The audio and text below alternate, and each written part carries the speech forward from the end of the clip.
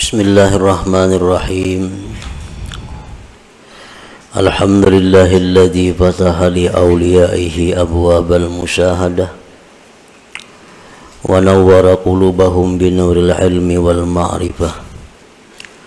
Asyhadu an la ilaha illallah wahdahu la syarika lah wa asyhadu anna sayyidana Muhammadan abduhu wa rasuluhu rahmah.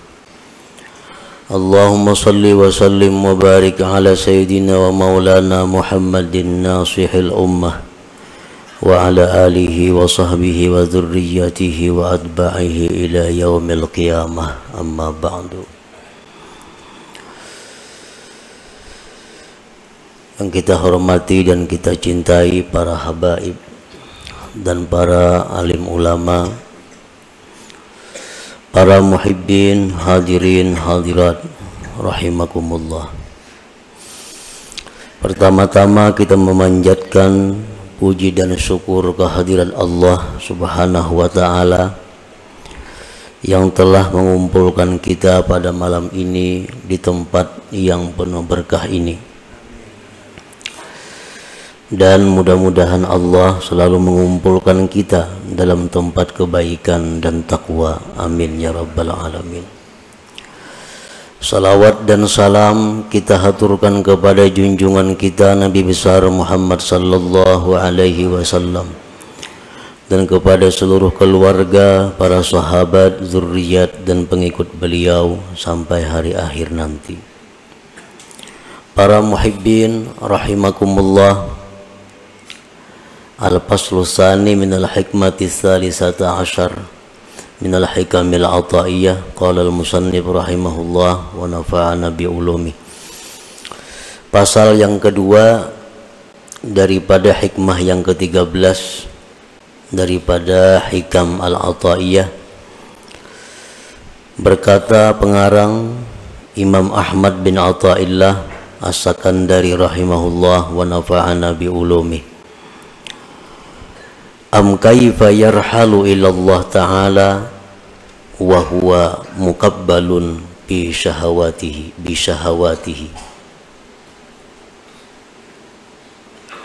Am kaifa yarhalu ilallah wa huwa muqabbalun bi syahawatihi, yang artinya, atau bagaimanakah hati seseorang itu bisa berangkat kepada Allah Ta'ala, sedangkan hati itu diikat, dililit dengan syahwat-syahwatnya.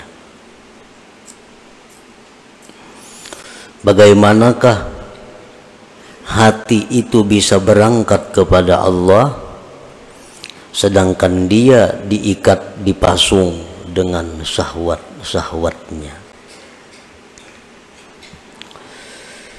Maksudnya adalah la yataraqqa qalbun min alami syakki ila alamil yakin wa huwa mutaqayyadun bis syahawat. Tidaklah mungkin, tidaklah naik hati seseorang dari alam keraguan-raguan kepada alam yakin, sedangkan hati itu terkait pada keinginan-keinginan nafsunya. Nah, para muhibbin rahimakumullah, sebagian manusia ada yang hatinya itu masih berada di alam syak, alam keraguan-raguan. Dan hati yang berada di alam ragu-ragu itu tidak akan bisa naik kepada alam yakin kalau hati tersebut masih terikat, terkait dengan keinginan-keinginan nafsunya. Para muhibbin rahimakumullah, kita meyakini dengan seyakin-yakinnya dalam pengakuan kita bahwa kita ini akan mati. Itu pengakuan kita. Tetapi pada kenyataannya tingkah laku kita, akhlak perbuatan kita, seolah-olah kita ini ragu-ragu dengan kematian itu. Kita mengaku bahwa kita yakin bahwa di kubur itu ada azab, ada nikmat. Dan kita yakin dalam pengakuan kita bahwa kita satu saat akan masuk ke alam kubur itu. Tetapi pada kenyataannya dalam tingkah laku kita sehari-hari, seolah-olah kita tidak percaya kita akan masuk ke alam kubur itu.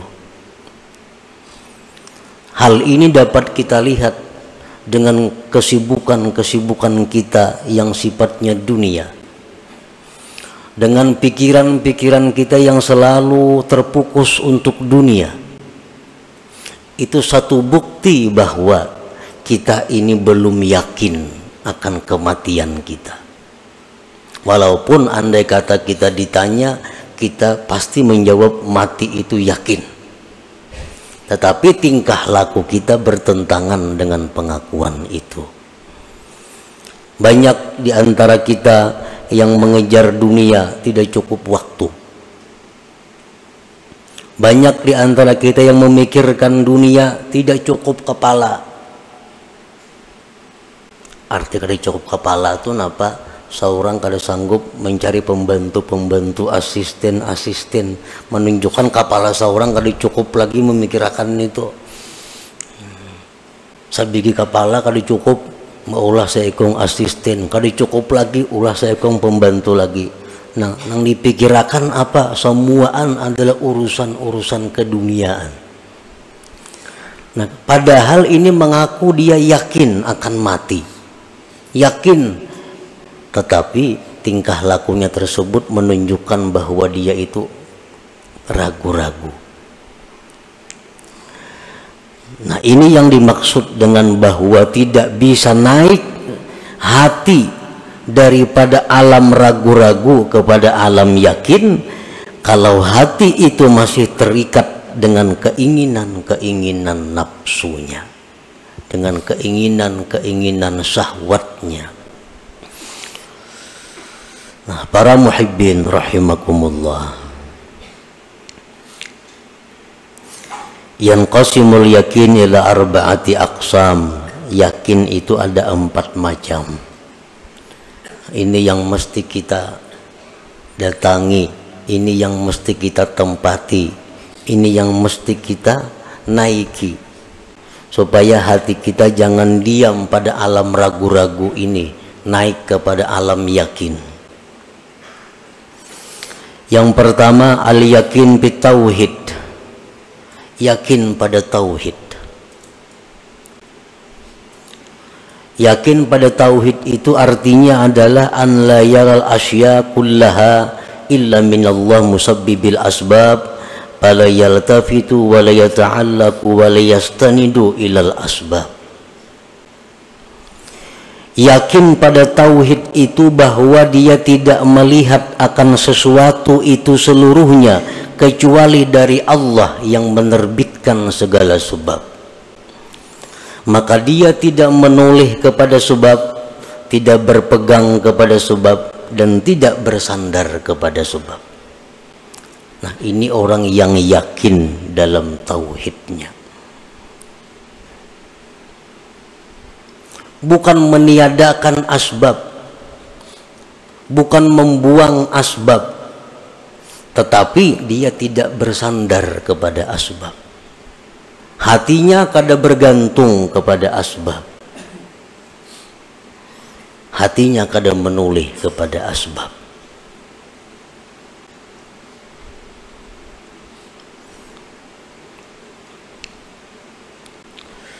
Para muhibbin rahimakumullah, Anas bin Malik, salah seorang khadam Rasulullah sallallahu alaihi wasallam. Anas ini berkata, 10 tahun aku berkhadam kepada Rasulullah jadi pembantu beliau. Beliau tidak pernah menyalahkan aku. Kenapa engkau tidak begini? Kalau engkau begini, niscaya tidak begini. Nah, bahasa kitanya, 10 tahun aku berkhadam kepada Rasulullah Sallallahu Alaihi Wasallam. Rasulullah tuh kada pernah meniwas lawan aku terhadap apa yang aku kerjakan. Ini menunjukkan bahwa Rasulullah Sallallahu Alaihi Wasallam itu tidak menoleh kepada asbab. Ini Anas adalah asbab. Asbab yang bisa mendatangkan kesenangan kalau pas lawan yang kita maksud. Asbab yang bisa mendatangkan kekecewaan kalau kada pas dengan yang kita maksud. Kan pembantu ini adalah sebab bisa mendatangkan kepada kita kesenangan kalau gawiannya pas cocok lawan kehendak kita, dan pembantu ini bisa merupakan sebab mendatangkan kekecewaan kalau pekerjaannya kada sesuai dengan kita. Nah, Rasulullah Sallallahu Alaihi Wasallam beliau tidak pernah mengatakan kata-kata yang sifatnya taubih, mencela atau meniwas kepada pembantu ini apapun yang telah ia kerjakan. Ini satu bukti bahwa beliau tidak memandang kepada Anas ini, pembantu ini, sebab ini. Yang beliau pandang adalah bahwa segala sesuatu itu terbit daripada Allah Subhanahu wa Ta'ala, musabbibil asbab. Nah, para muhibbin rahimakumullah, ini salah satu contoh.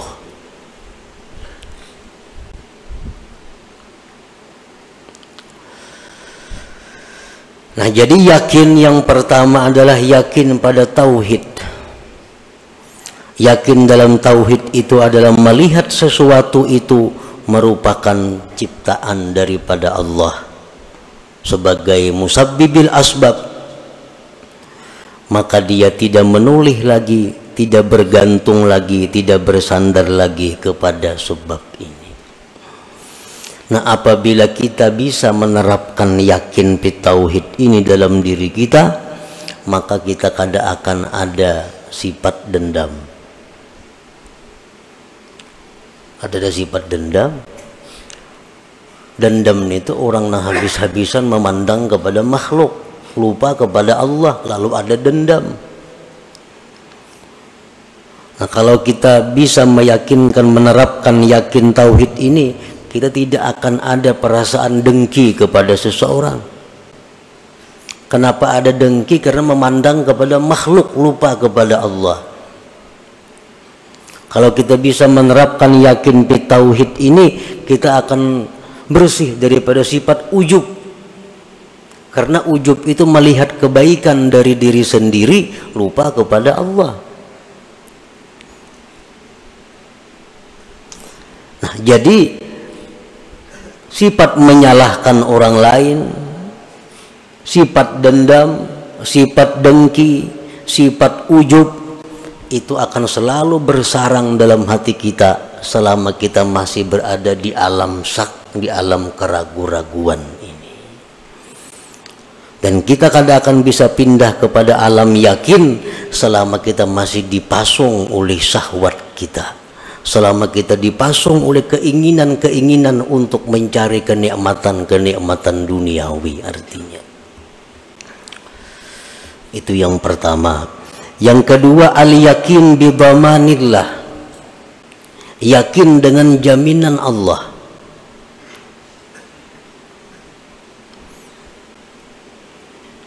Fala yahtammu birrizqi, maka dia tidak risau dengan rezekinya. Lianna ma qaddara lahu yasilu ilaihi wa ma la fala fayujmilu fi talabihi, karena dia yakin bahwa yang ditakdirkan baginya itu pasti sampai kepadanya, dan yang tidak ditakdirkan tidak akan sampai kepadanya, maka dia baik elok pada mencari rezeki itu.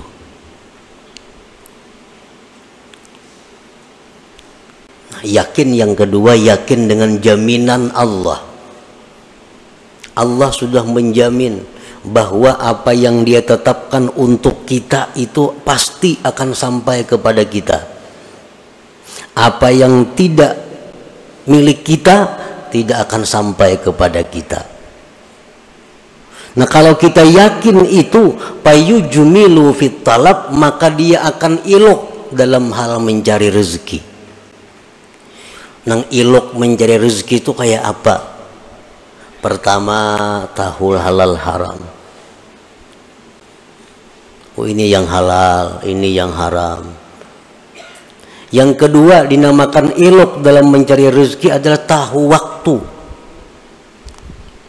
Ini waktu mencari rezeki, ini waktu beribadah, ini waktu menuntut ilmu, ini waktu untuk keluarga. Nah, ini dinamakan baik dalam menuntut rezeki. Orang-orang yang tidak elok dalam mencari rezeki, kada tahu halal, kada tahu haram, mencari rezeki kada tahu waktu sembahyang, kada tahu waktu belajar, kada tahu waktu menuntut ilmu. Yang penting menuntut rezeki, mencari rezeki. Ini orang yang tidak yakin dengan jaminan Allah. Orang yang tidak yakin dengan jaminan Allah.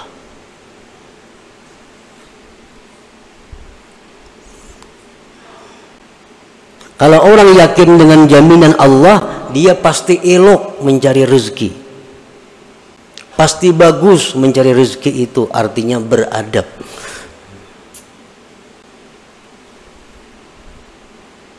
Yang ketiga, al-yakin bil jaza, yakin pada balasan Allah. Bi anna ma ya'malu mithqala dzarratin min khairin aw syarrin fasayarah fayajtahidu fit ta'ah. Yakin pada balasan. Dengan bahwa yang ia kerjakan seberat biji sesawi dari kebaikan atau kejahatan, maka dia akan lihat balasannya.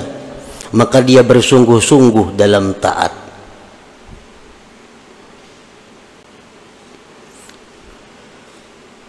Allah melalui Rasulullah SAW menyatakan bahwa kalau engkau sembahyang ini, maka balasannya itu lebih baik daripada surga, lebih baik daripada dunia dan isinya. Nah, ini janji Allah. Kalau engkau melakukan ini, engkau akan diazab dengan azab yang sangat pedih. Ini adalah janji Allah. Nah, kalau kita yakin pada balasan yang dijanjikan Allah itu, fayajtahidu fit ta'at, maka kita sungguh dalam taat kepada Allah.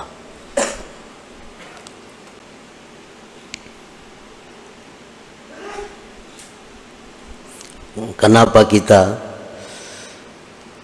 kadang melaksanakan perintah Allah padahal Allah sudah menjanjikan surga?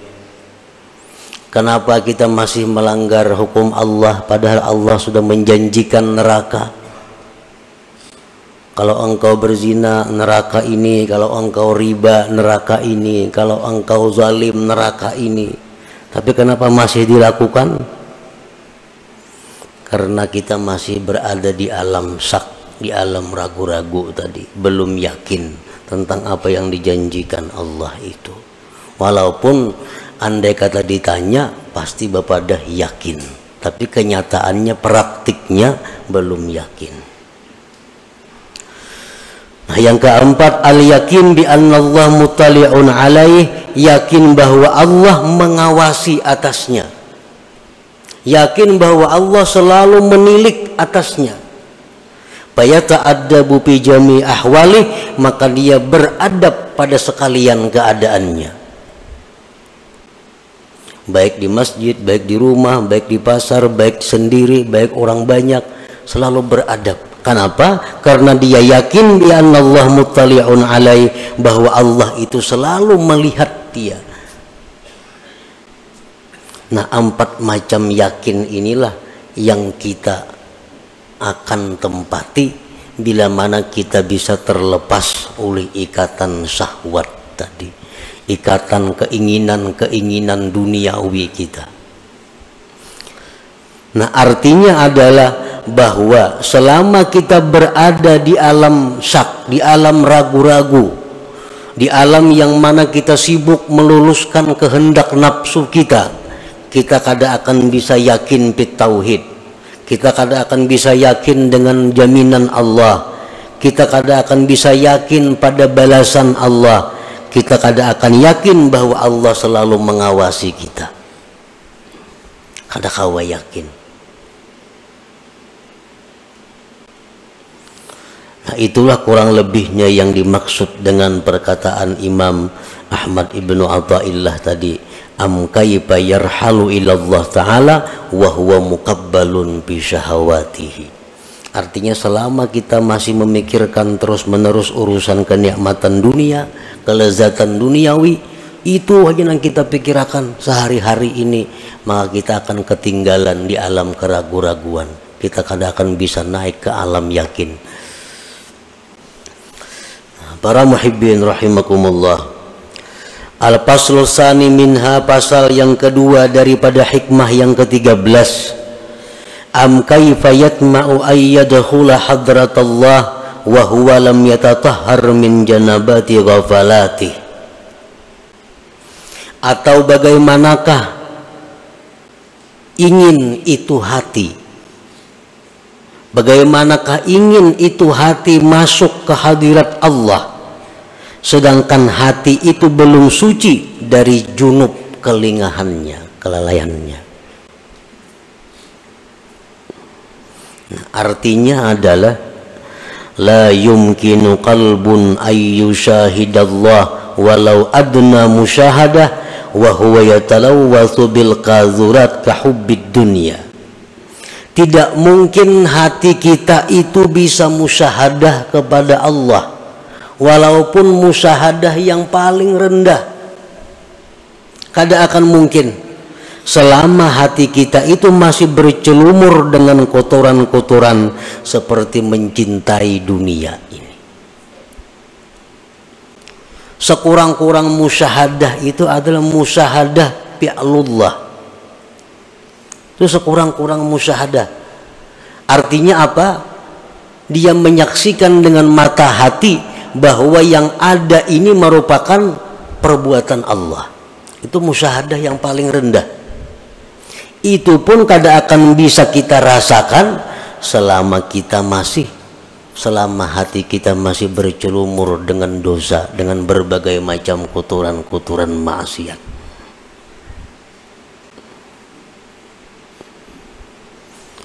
Yang dicari itu melihat sesuatu ingat lawan Allah, melihat nangka ini balangnya ingat lawan Allah, melihat nangka ini potongannya ingat lawan Allah, kan kayak itu dicari. Kada akan bisa kita seperti itu kalau kita masih bercelumur dengan maksiat.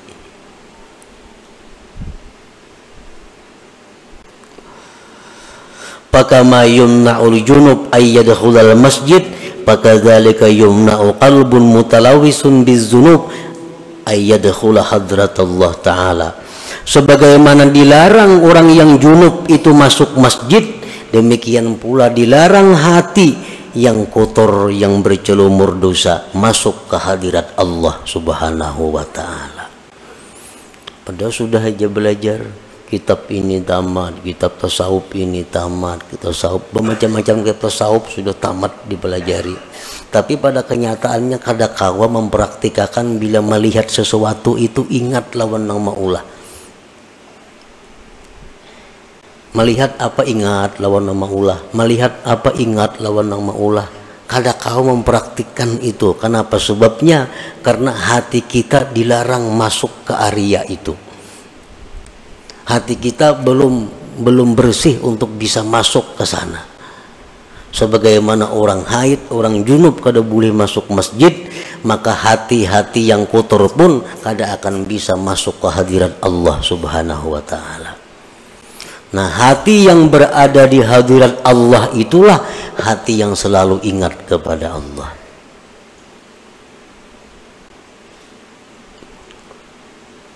Nah, jadi artinya amun kita hendak nang macam itu, selalu ingat lawan Allah dimanapun berada.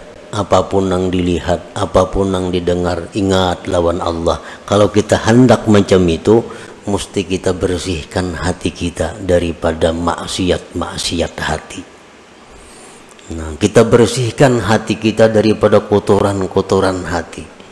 Bila sudah kita bersihkan, maka seapa bersihnya, seitulah kita akan bisa masuk ke alam hadratullah tadi. Al-Faslur Rabi' minha, pasal yang keempat daripada hikmah yang ke-13 yang terakhir. Am kaifa yarju ayyafhama daqa'iqal asrar wa huwa lam yatub min hafawatihi. Atau bagaimanakah dia berharap mempaham rahasia-rahasia yang halus-halus, sedangkan dia belum tobat daripada dosa-dosanya. Artinya la yafhamu qalbun, tidak paham itu hati, al-ulumat dakikah, akan ilmu yang halus-halus. Allati taridu alal arifin, yang mendatang itu ilmu atas orang-orang arif. Wa huwa yusirru alal maksiat, dia masih mengekali kemaksiatan. Kalau kau mempaham perkataan-perkataan orang arif, apalagi Al-Quran, kalamullah, apalagi kalam Rasul, hadis-hadis Nabi, dia kada akan bisa paham kalau dia masih melakukan maksiat kepada Allah, kalau dia tidak tobat daripada kemaksiatan. La yafhamu qalbun ala ulumat dakikah, tidak akan bisa mengerti itu hati akan ilmu nang halus-halus. Kitab hikam termasuk kitab yang dianggap sebagai ilmu yang halus-halus. Kada akan bisa mengerti kitab ini kalau hati kita ini masih bercelumur dengan maksiat kal hasadi, seperti dengki, wal hikdi, dendam, wa idmarisu ala ahadin minal muslimin, masih menyimpan ada kejahatan kepada seseorang muslimin. Kita kada akan bisa paham apa-apa yang dimaksud, yang diisyaratkan oleh orang-orang yang arif dengan Allah. Nah, para muhibbin rahimakumullah, maka itulah 4 pasal yang terkandung di dalam hikmah yang ke-13 daripada Al-Hikam Athaiyah ini. Nah, selanjutnya insyaallah kita sambung dengan hikmah yang ke-14 sesudah hari raya nanti insyaallah, sesudah lebaran dan Rabu yang akan datang kita sudah mulai pray insyaallah. Malam Rabu hidup 15 bulan Syawal insyaallah taala. Ila hadratin Nabi sallallahu alaihi wasallam. Al-Fatihah.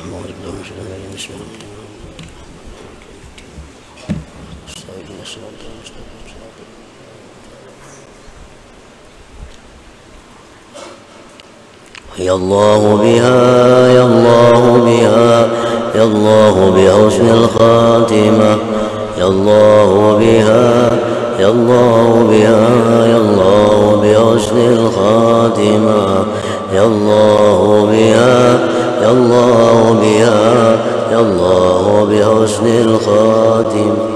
فيا أيها الرجل منه شفاعة صلوا عليه وسلموا تسليما.